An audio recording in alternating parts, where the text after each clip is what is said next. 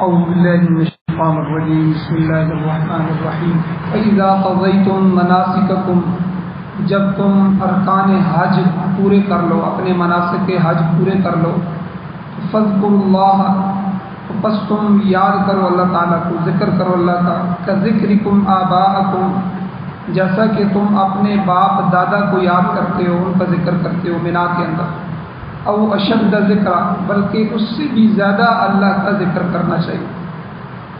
فمن الناس من یقول، لوگوں میں سے بعض وہ لوگ ہیں جو کہتے ہیں ربنا، اے ہمارے رب، آتنا فی الدنیا، تم ہمیں دنیا ہی میں سب کچھ دے دو، بس اللہ سے دنیا ہی مانگتے ہیں، دنیا کی زندگی میں ہی ہمیں عطا فرما۔ اللہ کہتے ہیں وما لہ فی الآخرۃ من خلاق، ایسے لوگوں کے لیے، اس شخص کے لیے آخرت میں کوئی حصہ نہیں۔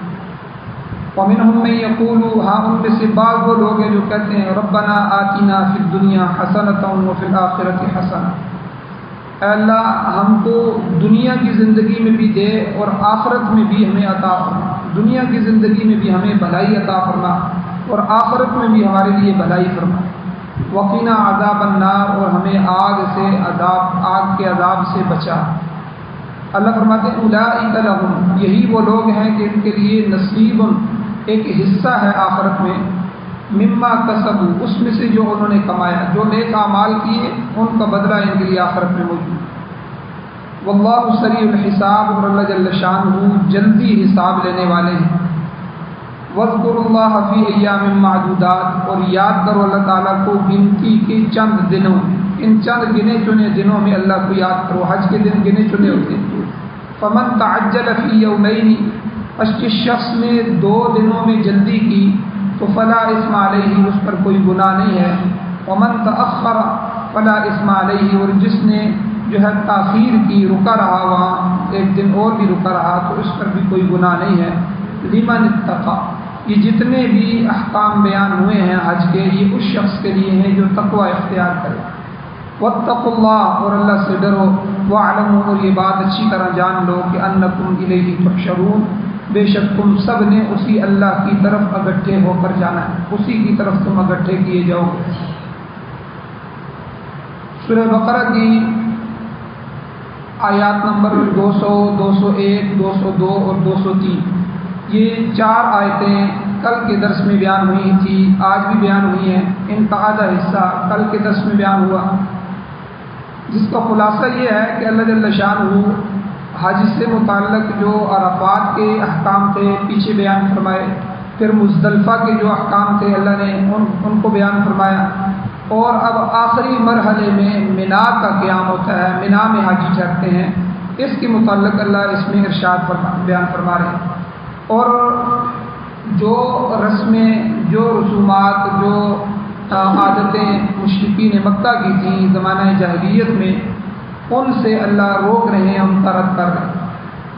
اب یہاں اللہ نے فرمایا فَإِذَا قَضَيْتُم مَنَاسِكَكُم، جب تم حج کے مناسک ادا کر لو، تم نے حج کو پورا کر لیا، تو اب 3 دن آخر میں مینا کے اندر ٹھہرنا ہوتا ہے، تو فاذکروا اللہ، اس میں تم اللہ کا ذکر کرو۔ مقصد یہ ہے کہ تم عرفات مزدلفہ کے مناسک کے بعد مینا میں جب اکٹھے ہوتے ہو تو حج کے ارکان ختم ہو گئے ہیں، اب مینا میں آ کے، تو اس لیے یہاں قیام حج کا آخری مرحلہ ہوتا ہے، تو اس میں زیادہ سے زیادہ ذکر کرو، اللہ کا ذکر۔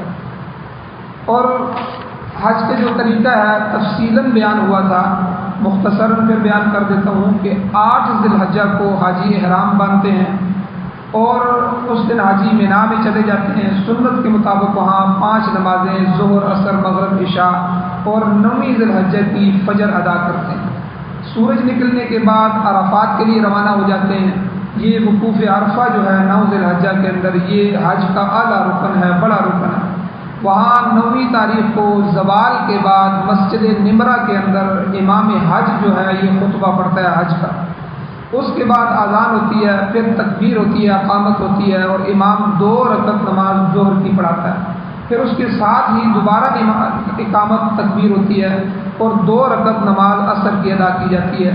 اس کے بعد غروب آفتاب تک اس میدان عرفات میں صرف وقوف ہوتا ہے، رونا دھونا ہوتا ہے، اللہ سے مانگنا ہوتا ہے۔ پھر سر شام ہی، یعنی جو ہی سورج غروب ہوا، اس کے بعد مزدلفہ کی طرف چل جاتے ہیں، اور مغرب اور عشاء کی نمازیں مزدلفہ میں آ کر ایک ہی ساتھ ادا کی جاتی ہیں۔ پھر 10ویں تاریخ کی نماز فجر جو ہوتا ہے اس کو اول وقت میں فجر کی نماز کو ادا کیا جاتا ہے مزدلفہ کے اندر، پھر وقوف ہوتا ہے تو وہاں ذکر اور دعائیں ہوتی ہیں۔ پھر جو ہی سورج طلوع ہوتا ہے، سورج کے طلوع ہونے سے پہلے ہی مینا کو چھوڑ دیا جاتا ہے، مینا سے روانگی ہو جاتی ہے۔ اب جو ہے وہاں مینا کے لیے روانگی ہوتی ہے، مزدلفہ کو چھوڑ دیا جاتا ہے۔ اب مینا پہنچ کر سب سے پہلے یہ 10ویں تاریخ جو اصل عید والا دن ہے، یہ حاجی کے لیے سب سے زیادہ سخت دن ہوتا ہے، کیونکہ اس میں 4-5 عمل اس میں کرنے ہوتے ہیں۔ رش اتنی ہوتی ہے کہ ایک عمل بھی آدمی مشکل سے کر سکتا ہے۔ سب سے پہلے جمرہ عقبہ پر رمی کی جاتی ہے، جو بڑا شیطان ہے اس کو رمی کی جاتی ہے، اور 10 تاریخ کو صرف ایک ہی شیطان کو کنکری ماری جاتی ہے۔ اس کے بعد دوسری منزل قربانی کی آتی ہے، پھر جو ہے قربانی کی جاتی ہے۔ یہ بھی دونوں کام بڑے مشکل ہیں، تو بہرحال مشکل سے یہ کام کیے جاتے ہیں۔ پھر تیسرے نمبر پر حجامت بنوائی جاتی ہے، بال منڈائے جاتے ہیں، یہ کتروائے جاتے ہیں، تو اب احرام کو کھول دیا جاتا ہے۔ لیکن عورت کے لیے جو ہے عورت کا حلال ہونا یہ مرد کے لیے بھی نہیں ہوتا، کیونکہ اگلا جو ہے بیت اللہ کا طواف ابھی رہتا ہے، اس کو طواف زیارت کہتے ہیں۔ آپ وہاں جائیں طواف زیارت کریں تو یہ بھی فرض ہے، یہ بھی رکن ہے۔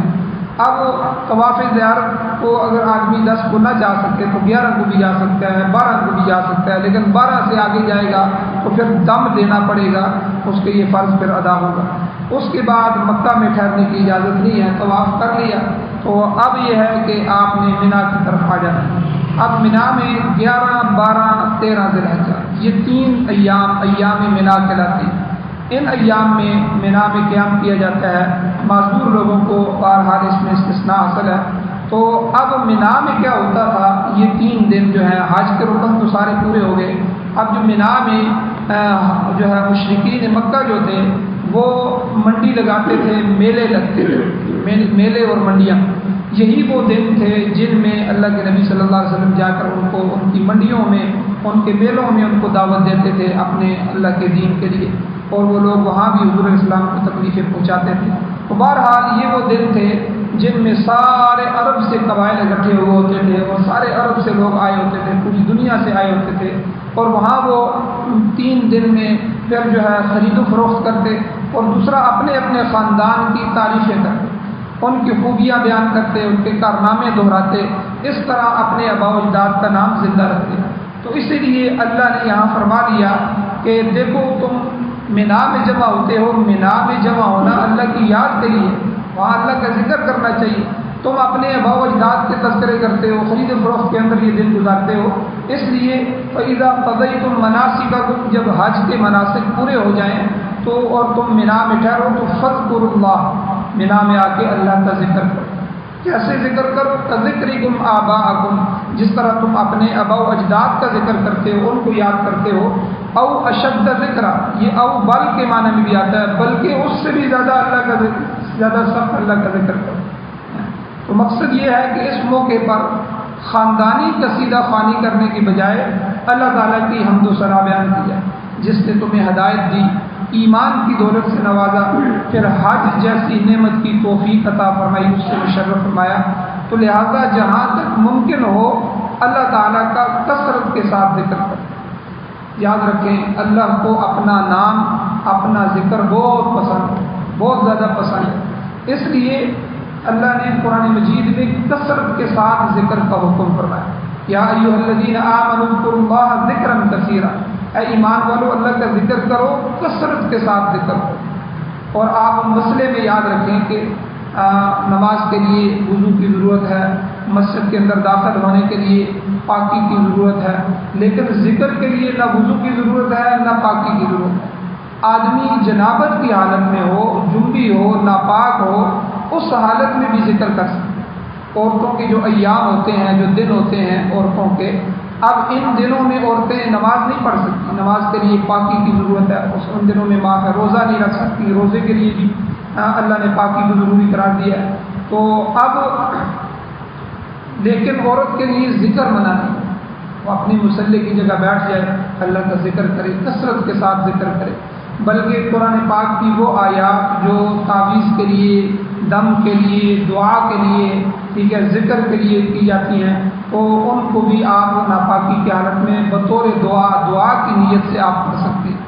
یعنی ذکر کے لیے اللہ نے جو ہے کوئی ٹائم مقرر نہیں فرمایا، کوئی حالت جو ہے منع نہیں فرمائی، ہر حالت میں اللہ کا نام یہ زبان چلتی رہے اور جو ہے بند نہیں ہونی چاہیے۔ اس لیے یہاں بھی اللہ نے فرمایا دیکھو قربانی کرتے ہیں تو قربانی میں بھی اللہ کا نام بلند کیا جاتا ہے، بسم اللہ اللہ اکبر، یہ بھی اللہ کا ذکر ہے۔ پھر شیطان کو جب بھی کنکریاں مارتے ہیں تو ہر وقت جب بھی کنکریاں ماری جاتی ہیں تو اس میں یہی الفاظ پڑھے جاتے ہیں، اللہ کا ذکر کیا جاتا ہے۔ پھر جب نماز پڑھی جاتی ہے تو نماز میں اللہ کا ذکر ہوتا ہے۔ پھر ان دنوں میں خاص کر کے تکبیرات تشریف بلند ہوتی ہیں، یعنی اللہ کا جو نام بلند، اللہ اکبر لا الہ الا اللہ واللہ اکبر وللہ الحمد، یعنی ہر نماز کے بعد اللہ کہتے ہیں کہ اس میری تسبیح کو بلند فرماؤ، بلند آواز سے مردوں کو پڑھنا چاہیے، عورتوں کو جو ہے وہ آہستہ آواز میں پڑھنا چاہیے، یہ بھی اللہ کا ذکر ہے۔ اسی طرح عرفات میں جب ٹھہرتے ہیں حاجی پھر اللہ کا حکم ہوا کہ اللہ کا ذکر کرو، اور مزدلفہ میں جب قیام ہوتا ہے وہاں بھی کثرت کے ساتھ ذکر کرو۔ پھر حج کے دوران عمرے کے دوران تلبیہ پڑھا جاتا ہے، ٹھیک ہے لبیک اللہم لبیک، ٹھیک ہے یہ لا شریک لک لبیک ان الحمد والنعمت لک والملک لا شریک لک، ٹھیک ہے دیکھیں یہ بھی اللہ کا ذکر ہے، یعنی ذکر ہی ذکر، حج کے دنوں میں ذکر ہی ذکر ہے۔ تو ذکر الہی اللہ کو بڑا پسند ہے اور اللہ سے ملنے کے لیے یہ ذکر الہی بہت بڑا جو ہے ذریعہ ہے، اس لیے ایک تو اللہ نے یہاں یہ حکم فرمایا کہ میرا ذکر کرو۔ دوسرا اللہ سے جب دعا کی جاتی ہے تو اللہ نے یہاں دو قسم کے لوگوں کا ذکر فرمایا۔ پہلی قسم ان لوگوں کی ہے کہ جو صرف دنیا کی خواہش رکھتے ہیں، حج میں بھی جاتے ہیں تو فَمِنَ النَّاسِ مَن يَقُولُ رَبَّنَا آتِنَا فِي الدُّنْيَا، اللہ کہتے ہیں بعض لوگ ایسے ہیں جو کہتے ہیں کہ اے اللہ ہمیں جو کچھ دینا ہے دنیا میں ہی عطا کر دے، بس ہمیں دنیا ہی دے دے۔ اللہ کہتے ہیں ایسے لوگ آخرت کے طلبگار نہیں ہوتے، جب آخرت طلب نہیں کرتے تو پھر اللہ نے ان کے لیے آخرت میں حصہ بھی نہیں رکھا۔ دوسرے مقام پر اللہ نے فرمایا کہ عجل لنا قطنا قبل یوم الحساب، یعنی ہم مجھ سے دعا کرتے ہیں، کہتے ہیں اے اللہ کہ عجل لنا جلدی کر ہمارے لیے قطنا ہمارے حصے میں، ہمارا جو حصہ بنتا ہے ہمیں جلدی عطا کر دے، قبل یوم الحساب، حساب کا دن جس نے دیکھا ہے اس سے پہلے ہمیں دنیا میں عطا کر۔ مجھے ایک واقعہ یاد آ گیا، حضرت حافظ حمداللہ صاحب جو ہے وہ اسمبلی میں MP MLA ہیں، جمعیت کے ہیں، وہ ایک جگہ بیان کر رہے تھے تو میں بیٹھا ہوں تو کہتے ہیں کہ اسمبلی کے اندر رکن تھے، کئی اسمبلی کے رکن ہمارے پاس آئے، میرے پاس آئے، انہوں نے کہا جی حافظ صاحب بات سنیں، یہ جو دین شین کی باتیں ہیں یہ آپ اپنی جگہ رکھے کریں، کئی بل منظور ہوتے ہیں، ہمیں بہت ساری رقم دی جاتی ہے، کئی جگہ ہم جو ہے وہ پیسہ لینے کے لیے آگے ہوتے ہیں، آپ احتجاج شروع کر دیتے ہیں پھر وہ رک جاتے ہیں، دوسرے معاملات بن جاتے ہیں، تو آپ جو ہے نا یہ جنت کی حوریں ہیں اور جنت ہے اور یہ فلاں ہے، یہ بس آپ اس کو چھوڑا کریں، ٹھیک ہے اس کو کس نے دیکھا ہے، یہ دنیا ہی ہے، تو بس ہمارے لیے اس میں رکاوٹ نہ بنا کر، یعنی دیکھیں آپ مسلمان ہیں اور اسمبلی میں ہمارے چنے ہوئے لوگ ہیں، وہاں جائیں ان کے عقیدے دیں کہ ہمیں دنیا میں، اللہ قرآن میں بھی یہی کہتے ہیں، ایک گروہ جو ہے وہ یہی کہتا ہے عجل لنا قطنا قبل یوم الحساب، اے اللہ میرے حصہ جو ہے اس میں مجھے جلدی دے دے، قبل یوم الحساب، حساب سے پہلے، حساب کا دن آخرت کس نے دیکھا ہے، مجھے میں جب دنیا میں ہوں تو دنیا میں میری سارا حصہ دے۔ تو آخرت کی کوئی فکر نہیں، آخرت کا کوئی پتہ نہیں، تو مطلب یہی ہے کہ ہمیں دنیا کا مال، دنیا کی دولت، دنیا کا جاہ و مرتبہ، دنیا کا آرام اور آسائش، دنیا کی صحت اور تندرستی، بس دنیا کے اندر ہی ہم طلب کرتے ہیں، ہمیں حاصل ہو جائے، یہ ہمارے لیے کافی ہے۔ اس قسم کے لوگ آج بھی موجود ہیں جو حج پر جا کر بھی دنیا ہی طلب کرتے ہیں۔ اب بیماری سے نجات، سالی سے پناہ، اولاد کا مانگنا، کاروبار کے اندر برکت مانگنا، یہ کوئی منع نہیں ہے، لیکن دنیا ہی دنیا مانگی جائے، آخرت کی کوئی پرواہ نہ کی جائے، حالانکہ اللہ سے جنت مانگی جائے، اور یہ خاص دن ہوتے ہیں اللہ سے جہنم کی پناہ مانگی جائے، ٹھیک ہے، اللہ سے اللہ کی رضا کو مانگا جائے، ٹھیک ہے، یہ دعائیں ہیں جو اللہ سے کی جائیں، لیکن کاروبار، اولاد اور دنیا جب مانگتے ہیں اللہ کہتے ہیں وَمَا لَهُ فِي الْآخِرَةِ مِنْ خَلَاقٍ، دنیا کے طالبوں کے لیے آخرت میں کوئی حصہ نہیں، وہ لوگ جنت کی نعمتوں سے محروم رہیں کیونکہ انہوں نے آخرت کی خواہش ہی نہیں کی، آخرت کا مطالبہ ہی نہیں کیا، آخرت کو اللہ سے مانگا ہی نہیں، تو جب مانگا ہی نہیں ہے تو ان کو محروم کیا جائے گا. دنیا تو ان کو دے دی جائے گی لیکن آخرت میں ان کے لیے کوئی حصہ نہیں. اور انہی میں سے دوسرا گروہ اللہ نے ذکر فرمایا ومنہم، ان میں سے بعض ایسے ہیں من یقول، جو کہتے ہیں ربنا آتنا فی الدنیا حسنہ، اے ہمارے پروردگار ہمیں دنیا میں بھی بھلائی عطا فرما، اور فی الآخرۃ حسنہ، ہمیں آخرت میں بھی بھلائی عطا فرما. اور پھر دوزخ سے بھی پناہ مانگتے ہیں وقنا عذاب النار، ہمیں دوزخ کے عذاب سے بچا. یہ عام دعا نہیں ہے ربنا آتنا فی الدنیا حسنہ وفی الآخرۃ حسنہ وقنا عذاب النار. یہ بڑی قیمتی دعا ہے، قرآن مجید میں بھی آتی ہے. اور اس موقع میں بھی اللہ نے ذکر فرمایا خاص کر کے مطابقت کے اندر کہ دوسرا گروہ ہے، ایک گروہ ایسا ہے اور دوسرا ایسا ہے. ٹھیک ہے، تو یہ اللہ سے دعا جو ہے دونوں مانگنی چاہیے. دنیا بھی مانگنی چاہیے، اپنی ضرورت کی ہر چیز مانگنی چاہیے، لیکن بندے کا مطمع نظر جو ہے، اس کی جو لالچ ہے وہ آخرت کی ہونی چاہیے، میری آخرت. تو اب دوزخ سے بچنے کا کیا مطلب ہے کہ دنیا میں گناہ اور برائی سے بچ جائے. اگر اس مقصد میں کامیاب ہو گیا کہ دنیا میں گناہ سے بچ گیا، برائی سے اللہ نے بچا دیا، تو آخرت میں دوزخ سے بھی بچ جائے گا. تو جو نیک لوگ ہیں وہ اللہ تعالیٰ سے دنیا اور آخرت دونوں کے طلبگار ہوتے ہیں. حضرت مولانا اشرف علی تھانوی رحمۃ اللہ علیہ اپنی تفسیر میں لکھتے ہیں کہ طلب دنیا کو طلب کرنا یہ مقصود بالذات نہیں ہے، اصل مقصد نہیں ہے، بلکہ مقصود بالذات جو ہے یہ آخرت کی خواہش ہے. اصل چیز جو ہے اللہ نے ہمیں آخرت کی تیاری کے لیے دنیا میں بھیجا ہے، دنیا میں رہنے کے لیے یا دنیا کمانے کے لیے اصل میں نہیں بھیجا. یہ تو اس کے تابع ہو کے ہم اللہ سے مانگ سکتے ہیں. فرماتے ہیں کہ اصل ایمان ہے، اصل اعمال صالحہ ہیں، یہی مقصود ہیں.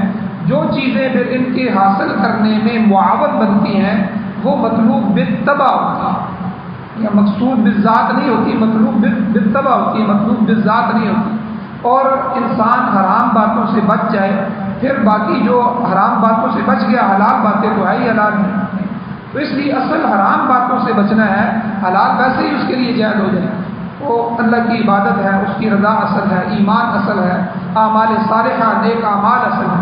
ترمذی شریف کی حدیث ہے، حضور نے فرمایا کہ الدنیا ملعونۃ وملعون ما فیہا، دنیا پر اللہ نے لعنت فرمائی ہے، دنیا ملعون ہے، اللہ اس کو رحمت سے دور رکھتے ہیں، اللہ نے کبھی دنیا کو رحمت کی نگاہ سے نہیں دیکھا.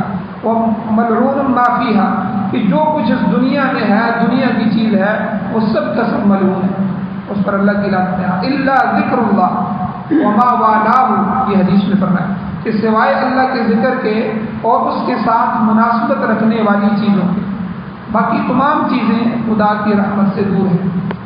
اب یہاں بعض لوگوں کو حسنۃ کے لفظ سے ایک شبہ ہوا ہے، ایک اشکال پیدا ہوا. وہ کہتے ہیں کہ جی دنیا کو بھی اچھا کہا گیا ہے، ربنا آتنا فی الدنیا حسنہ، دنیا کو بھی اچھا کہا گیا ہے، لہذا اس کو بھی طلب کرنا چاہیے. مگر اس میں اشکال یہ وارد ہوتا ہے کہ بعض نیک لوگ بھی دنیا کی زندگی بڑی خستہ حالت میں بسر کرتے ہیں، گزارتے ہیں. تو اس کے متعلق مولانا اشرف علی تھانوی رحمۃ اللہ علیہ فرماتے ہیں کہ یہاں پر جس حسنۃ کو دنیا میں طلب کیا گیا ہے اس سے مراد حالت حسنہ، یعنی مطلب یہ ہے کہ اے اللہ ہمیں دنیا میں ایسی حالت نصیب فرما جو تیرے نزدیک اچھی. اگر ہمارے لیے دنیا میں دولت اچھی ہے، آپ جانتے ہیں کہ ہمارے لیے اچھی ہے کہ نہیں ہے، اچھی ہے تو ہمیں عطا فرمائیے. آسودگی اچھی ہے تو ہمیں عطا فرمائیے.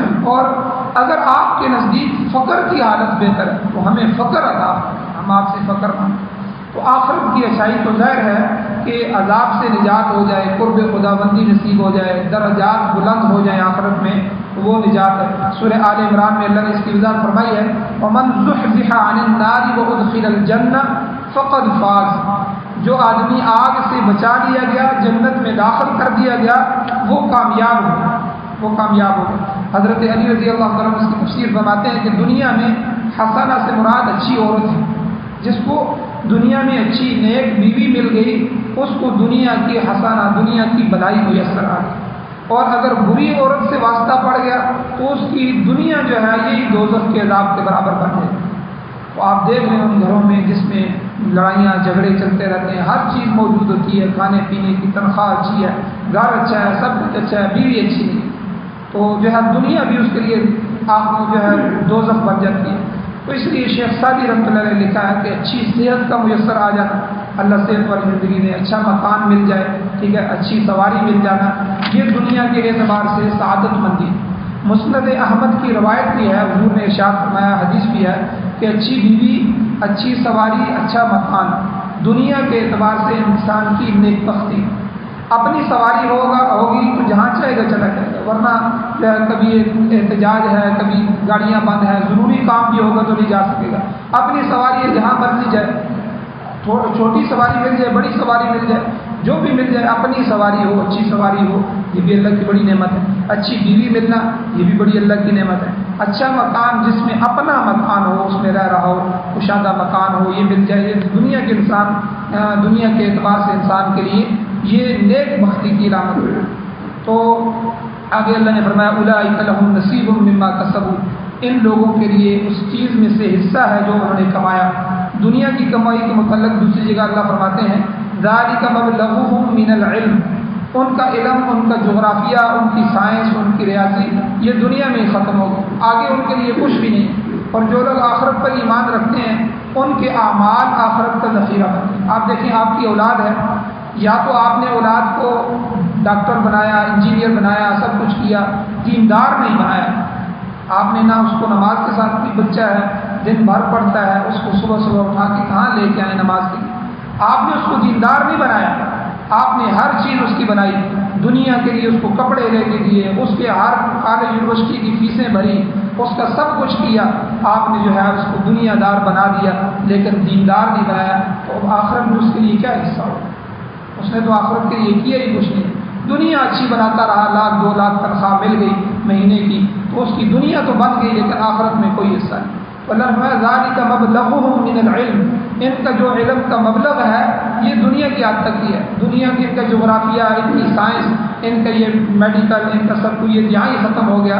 اور جو لوگ آخرت پر ایمان رکھتے ہیں ان کا ذخیرہ آخرت کا ہوتا ہے۔ یہاں کا تہجد پڑھنا، اشراق پڑھنا یہاں آپ کو سمجھ نہیں آ رہی، لیکن یہ ذخیرہ آخرت جمع ہو رہا ہے۔ یہاں قرآن کو سننا، سمجھنا، ٹھیک ہے، اور یہاں بیٹھنا کہ اللہ ہم سے کیا کہہ رہے ہیں، اس نیت سے درس کے اندر شریک ہونا، ٹھیک ہے، تھوڑا ٹائم نکالنا، اس کا جو ہے کیا اجر ہے، یہ آخرت میں ذخیرہ۔ تو اللہ فرماتے ہیں کہ ان کا آخرت میں حصہ ہوگا، واللہ سریع الحساب، اور یہ نہ سمجھو کہ حساب کا دن دور ہے، اللہ بہت جلدی حساب لینے والا۔ جب قیامت برپا ہوگی، حساب کی منظر شروع ہو جائے گی، تو اللہ تعالیٰ جو ہے اس کو طے کر دیں گے کہ کس کا حساب کس طرح لینا۔ تو اس لیے منا کے احکام کے ساتھ اللہ نے فرمایا فاذکروا اللہ کذکرکم آباءکم، اپنے آباء و اجداد کی طرح اللہ کا ذکر کرو، غرور اور تکبر کو چھوڑ دو۔ اب آگے اللہ شاہ فرماتے ہیں واذکروا اللہ فی ایام معدودات، اللہ تعالیٰ کو یاد کرو چند گنتی کے دنوں۔ ان چند گنتی کے دنوں سے کیا مراد ہے؟ علماء لکھتے ہیں یہ ایام تشریف، یہ 4 دن ہوتے ہیں، یعنی ذی الحجہ کی 10ویں، 11ویں، 12ویں اور 13ویں تاریخ، ہر نماز کے بعد جو ہے تکبیر کہنا، اللہ کے نام کو بلند کرنا، ٹھیک ہے، یہ یہاں سے مراد ہے کہ واذکروا اللہ فی ایام معدودات، ان چند گنے جو ہے دنوں میں تم جو ہے اللہ کے ذکر کو بلند فرماؤ، اللہ کو یاد کرو۔ ایام تشریق کو تشریق کیوں کہتے ہیں؟ تشریق کا معنی ہے گوشت کو خشک کرنا، گوشت خشک کرنا۔ یہ پختون ساتھی ہمارے اور عرب جو ہیں، عرب اب تو نہیں، پہلے عرب جو ہیں یہ گوشت کو خشک کر لیتے ہیں۔ افغانستان کے اندر تو اب بھی ہوتا ہے کہ بہت سارے لوگ جو ہے وہ گرمیوں میں ہی گوشت خشک کر لیتے ہیں، پھر سردیوں میں استعمال کرتے رہتے ہیں ساتھ ساتھ۔ تو یعنی تشریق کا معنی ہے گوشت کو ٹکڑے ٹکڑے کر کے اس کو خشک کر کے جمع کر لینا، کیونکہ قربانی کے دنوں میں گوشت وافر مقدار میں میسر آتا تھا اور یہ لوگ آئندہ استعمال کے لیے خشک کر کے رکھ لیتے تھے، اس لیے ان دنوں کو ایام تشریق کے دن کہا جاتا ہے۔ سورہ حج میں اللہ نے فرمایا فی ایام معلومات، ان جو ہے چند علم والے دن، چند گنتی کے دن ہیں، یہاں معدودات فرمایا، وہاں معلومات فرمایا، اس لیے یہاں ایام معدودات سے مراد ایام تشریق ہیں، اور وہاں ایام معلومات سے مراد قربانی کے 3 دن، کہ 10 ذی الحجہ، 11 ذی الحجہ اور 12 ذی الحجہ، بڑی عید اور بڑی عید کے بعد کے 2 دن، یعنی یہ 3 دن جو ہیں آپ اللہ کو یاد کرو۔ حضرت علی رضی اللہ تعالیٰ عنہ، حضرت ابن عباس، حضرت ابن عمر رضی اللہ تعالیٰ عنہ سے منقول ہے کہ یہ دن جو ہے یوم النحر کا ہے اور یومین بعدہ، اس کے بعد کے 2 دن یعنی یہی 3 دن یہاں مراد۔ آگے اللہ نے فرمایا البتہ ان ایام میں اللہ تعالیٰ نے 1 دن کی رعایت دی۔ یہ 3 دن جو ہوتے ہیں 10 کو ہم نے یہ اعمال کر دیے حج کے سارے، ٹھیک ہے، اور پھر 11، 12، 13 ذی الحجہ یہ حاجی وہیں مینا میں ٹھہرتے ہیں۔ یہاں اللہ نے 1 دن کی اجازت دے دی کہ اس رعایت سے بندہ فائدہ اٹھا سکتے ہیں۔ اللہ نے فرمایا فمن تعجل فی یومین، کہ جو کوئی 2 دن کے قیام کے بعد جلد مکہ معظمہ لوٹ جانا چاہے، ٹھیک ہے، تو اس پر کوئی حرج نہیں ہے۔ 3 دن کیونکہ مینا میں رہتے ہیں مکہ کی طرف میں، تو یہ 2 دن بھی اگر ٹھہرا رہے پھر بھی ٹھیک ہے، یعنی یوم نحر 10 ذی الحجہ اور اس کے بعد صرف 2 دن مزید یعنی 11 اور 12 تاریخ کو مینا میں قیام کر کے واپس جا سکتا ہے۔ 12 تاریخ کو رمی جمرات، کیونکہ وہ جمرات کی رمی ہوتی ہے، وہاں شیطانوں کو کنکر مارنے ہوتے ہیں وہاں جو کھڑے ہوتے ہیں، اس کے بعد مینا سے مکہ واپس آ جائے، اس کا حج مکمل ہو گیا۔ اللہ نے فرمایا ومن تأخر فلا اثم علیہ، جو کوئی 1 دن کی تاخیر کرے یعنی 12 کے بعد 13 ذی الحجہ بھی مینا میں رہے، اس پر بھی کوئی حرج نہیں ہے، وہ ایسا کر سکتا ہے۔ لیکن یاد رہے کہ 10 ذی الحجہ کو جمرہ عقبہ پر قبل زوال رمی کی جاتی ہے، یعنی جو عید کا دن ہوتا ہے 10 ذی الحجہ زوال سے پہلے شیطان کا کنکر مارا جاتا ہے، کیونکہ اس میں مصروفیت ہوتی ہے حاجیوں کی، تو 1 جمرہ رکھا گیا ہے، 1 جمرہ عقبہ جو بڑا ہے۔ لیکن جو 11، 12 اور 13 تاریخ کو مینا میں چلے جاتے ہیں، اس میں ایک چیز تو یہ کہ تینوں شیطانوں کو کنکریاں ماری جاتی ہیں، تینوں دن تینوں شیطانوں کو ماری جاتی ہیں، اور پھر زوال کے بعد ماری جاتی ہیں۔ امام ابو حنیفہ رحمۃ اللہ علیہ فرماتے ہیں، ہمارا حنفی مسلک ہے کہ اگر صبح کے وقت بھی رمی کرے تو کر سکتا ہے، لیکن زیادہ افضل یہ ہے کہ زوال کے بعد کرے۔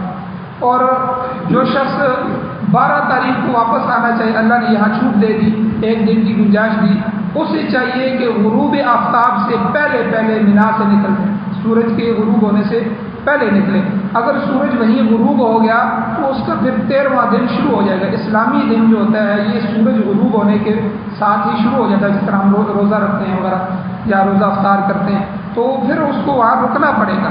اگلے دن بھی یعنی 13 تاریخ کو بھی پھر تینوں کنکریاں مار کے اس کو واپس آنا ہوگا۔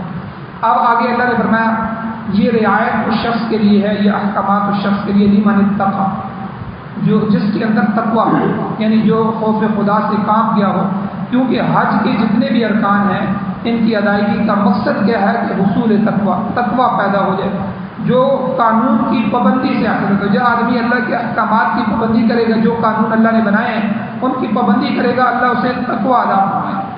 فریضہ حج ایک مشکل عبادت ہے اور جو ہے مشقت والی عبادت ہے، اس لیے اس کا اتصال جو ہے جہاد کے ساتھ بھی کیا گیا ہے، تو حج کے عمل میں جہاد کی تربیت بھی گویا کہ پائی جاتی ہے، اس لیے حج کے دوران احرام کی بھی پابندی ہوتی ہے۔ احرام کا عمل بھی بڑا مشکل ہوتا ہے، ان دنوں میں جو آدمی احرام ہوتے ہیں، احرام کی جو پابندیاں ہیں ان کو کہ خوشبو نہ لگائیں، ٹھیک ہے، اور اس طرح کے یعنی سخت قسم کی جو پابندیاں ہوتی ہیں، تو احرام کی پابندی جو ہے یہ بھی سخت ہوتی ہے۔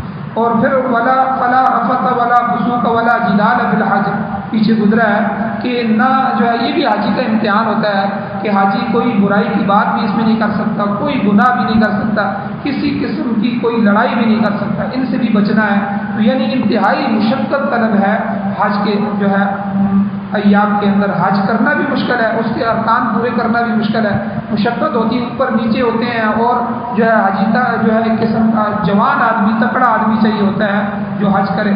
اور دوسرا جو ہے پھر اللہ نے فرمایا کہ ٹکریں بھی لگے گی، رش بھی ہوگا، ٹھیک ہے، اس میں لڑنا بھی نہیں ہے، جدال بھی نہیں ہونا چاہیے، کوئی بری بات کسی کو گالی بھی نہیں دینی، کوئی برائی کی بات بھی نہیں کرنی، ٹھیک ہے، تو اس لیے حج انتہائی مشکل ہے۔ تو اس لیے فرمایا لمن اتقی، جو تقوی اختیار کرے گا وہی حج کو پورے اصولوں کے ساتھ کرے گا۔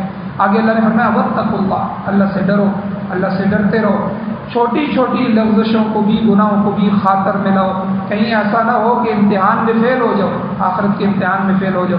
حضرت عبداللہ ابن عباس فرماتے ہیں کہ متقی وہ ہے جو کفر سے، شرک سے، معصیت سے، گناہوں سے بچ جائے، حتیٰ کہ چھوٹے چھوٹے گناہوں سے بھی پرہیز کرے۔